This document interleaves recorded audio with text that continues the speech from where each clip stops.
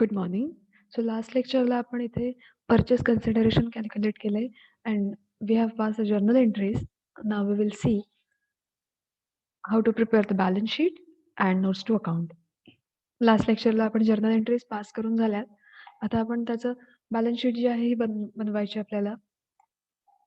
C west health limited balance sheet जी आहे balance शीटचा फॉर्मॅट व्हर्टिकल बॅलन्स शीटचा सेम आहे. Equities and liabilities share holder fund.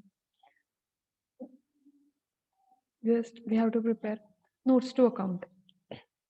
See, first is share capital. See in the problem,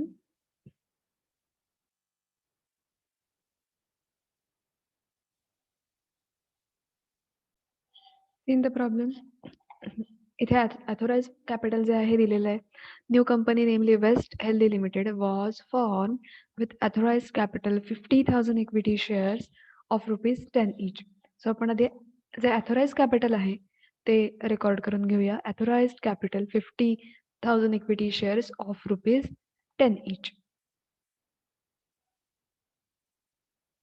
So 50,000 into ₹10 and authorized capital is 5 lakh. Next is equity share capital. आता equity share capital आपल्याला इथे record करायचं आहे. So ते purchase consideration मध्ये आपण already find out केलंय की किती इक्विटी शेअर मिळतील त्याच्यात. सो इक्विटी शेअर होल्डर 30,000 इथे आहेत. Then number of equity share जे आहेत ते आपल्याला मोजायचे आहेत. Number of equity share 30,000 and इथे 5,000. So 30,000 plus 5,000, 35 equity shares.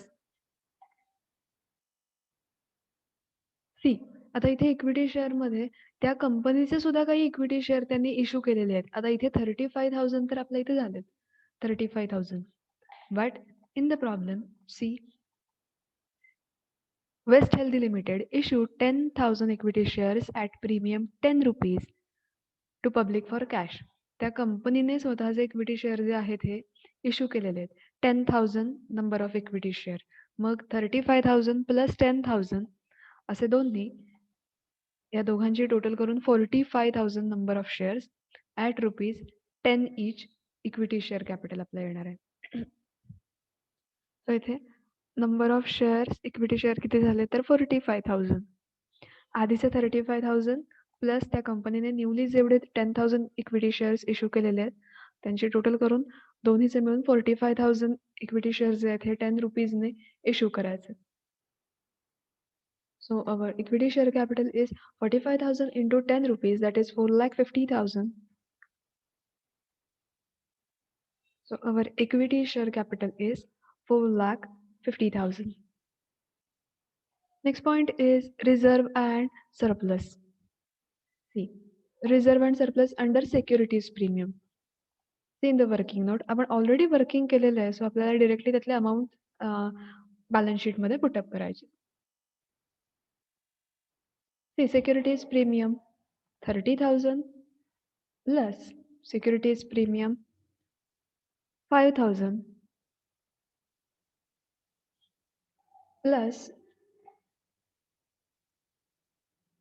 जे इक्विटी शेअर न्यूली इश्यू केलेले आहेत. आता इथे फर्स्ट ऍडजस्टमेंट मध्ये बघा, equity shares at at premium of 10%. 10,000 equity shares त्यांनी 10% प्रीमियमने इश्यू केलेले आहेत. सो आपण आता याचं वर्किंग बघूया. 10,000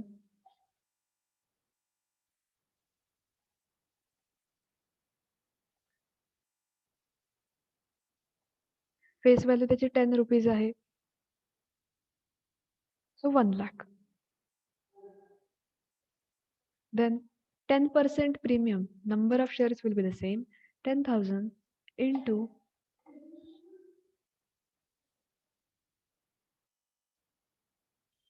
1. 10% on ₹10. आता जेवढी फेस व्हॅल्यू आहे त्या फेस व्हॅल्यू वरती 10%.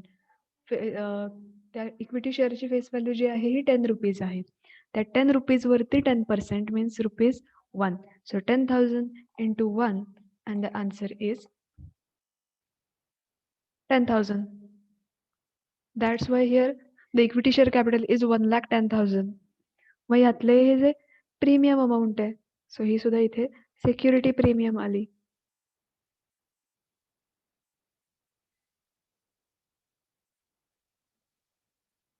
Security premium. सो 10,000 इथले 10,000 प्लस परचेस कन्सिडरेशन आपण इथे फाइंड आउट केलं. इथले 30,000 plus 10,000 means 40,000 plus 5,000. So 45,000.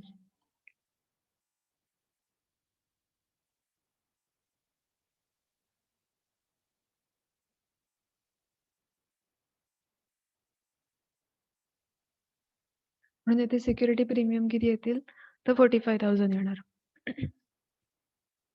Next is long-term borrowings. What about long-term borrowings? See here.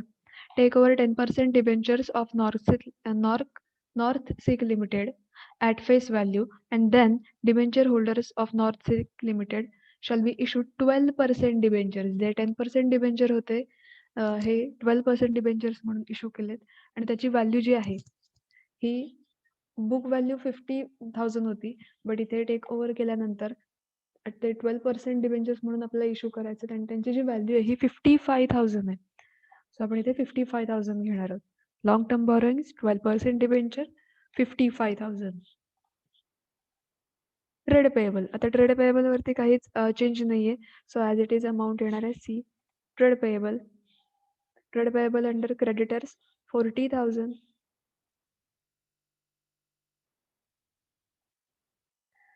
Next short term provisions. See प्रॉब्लेममध्ये काही शॉर्ट टर्म प्रोव्हिजन्स इथे दिसत नाही आहेत. Next heading tangible assets. See here, office premises, Goregaon, Borivali, then furniture. These are the tangible assets. So आपण हे tangible assets ज्या आहेत या घेणार आहोत इथे. ऑफिस ॲट गोरेगाव जेवढी ॲग्रीड व्हॅल्यू आहे 1,50,000. Then office at Borivali 90,000. Next furniture, and the value of furniture is 40,000.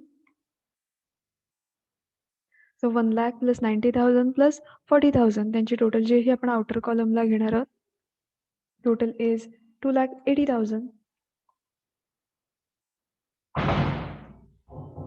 See in the problem. Inventories problem मध्ये आहेत का बघूया. स्टॉक नाही, इन्व्हेंटरीज नाही आहेत. Then trade receivable. Trade receivable नाही आहेत प्रॉब्लेम मध्ये. डेटर्स कुठेही नाही आहेत. Then cash and cash equivalent.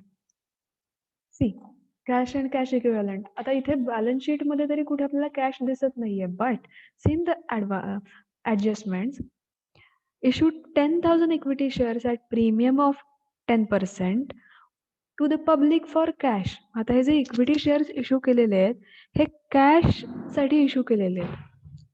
So इथे आपल्याला कॅश बॅलन्स जो आहे हा आपल्याला मिळतोय. सी जे इक्विटी शेअर इश्यू केले त्याची व्हॅल्यू किती आली तर 1,10,000. सो आपल्याकडे कॅश अवेलेबल किती आहे 1,10,000. बट त्यातनं काही डिडक्शन्स येतील आपल्याला. डिडक्शन मीन्स त्याला काही अमाऊंट आपल्याला डिडक्ट करायची आहे बिकॉज आपण अंडर रायटिंग कमिशन पेड केलंय 5,000 रुपीजचं अँड 10,000 रुपीज आपण प्रोफेशनल फीज पेड केल्यात. सो त्या 1,10,000 मधून 5,000 अंडर रायटिंग कमिशन लेस केलं जाईल अँड प्रोफेशनल फीज 10,000 ज्या आहेत ह्या लेस केल्या जातील आणि जी टोटल अमाऊंट आहे ही आउटर कॉलमला येईल. So cash and cash equivalents 1,10,000 minus 5,000 minus 10,000.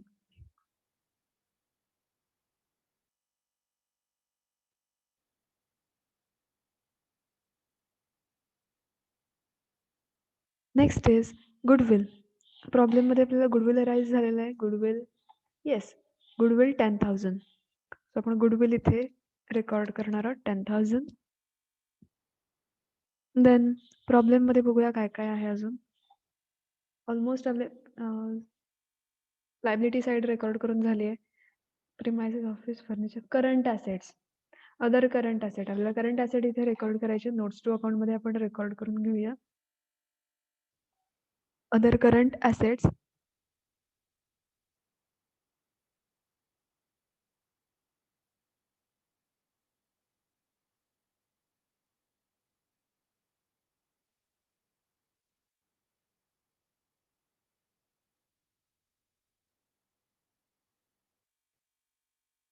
other current assets under current assets.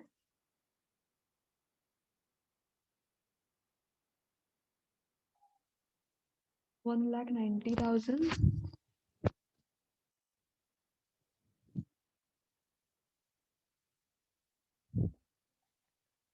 Then preliminary expenses and underwriting commission हे सुद्धा other current asset मध्येच घ्यायचे. Preliminary expenses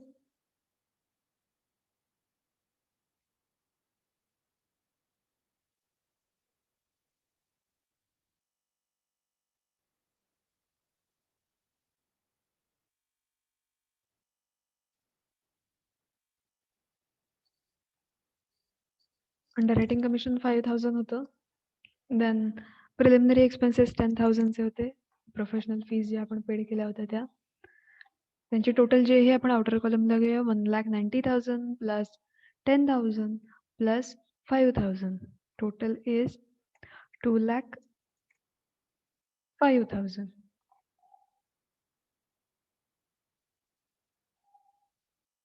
सो ऑलमोस्ट इथल्या सगळ्या ज्या गोष्टी आहेत ह्या आपण रेकॉर्ड केल्यात नोट्स टू अकाउंट्समध्ये. आपण यातल्या ज्या अमाऊंट्स आहेत ह्या बॅलन्स शीटमध्ये घेऊया. Share holder fund under share capital. Share capital किती येते 4,50,000. रेकॉर्ड करूया 4,50,000.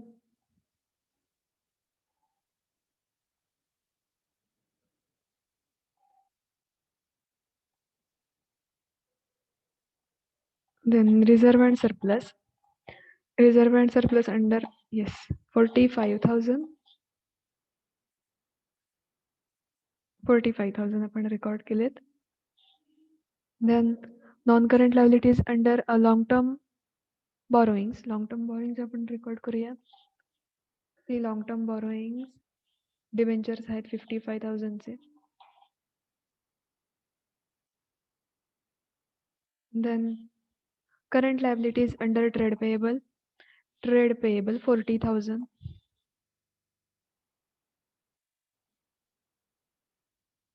शॉर्ट टर्म प्रोव्हिजन्स नाही आहेत प्रॉब्लेममध्ये. सो लायबिलिटी साईड आपली कंप्लीट झाली आहे इथे. आपण त्याची टोटल घेऊया किती येते.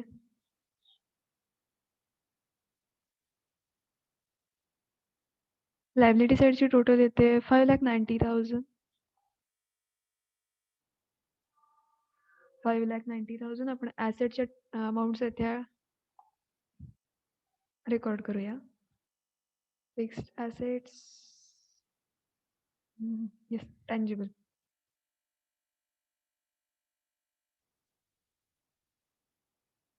सो प्रॉपर्टी प्लांट इक्विपमेंटमध्ये फिक्स ॲसेट त्यामध्ये टँजिबल जे आहेत ते रेकॉर्ड करून घेऊया. टँजिबल ॲसेटची total 2,80,000.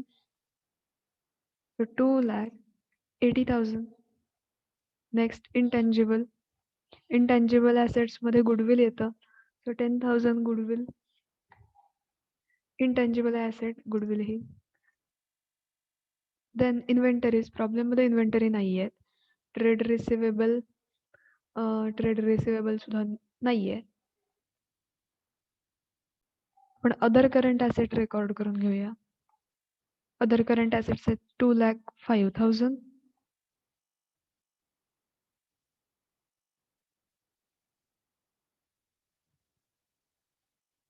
Then cash and cash equivalent.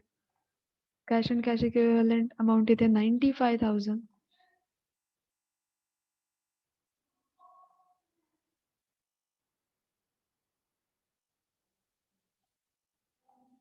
Cash झालं येस.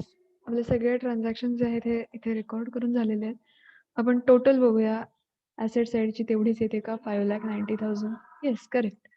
आपली टोटल जी आहे ही मॅच झाली आहे आणि बॅलन्स शीट आपली कंप्लीट झाली आहे.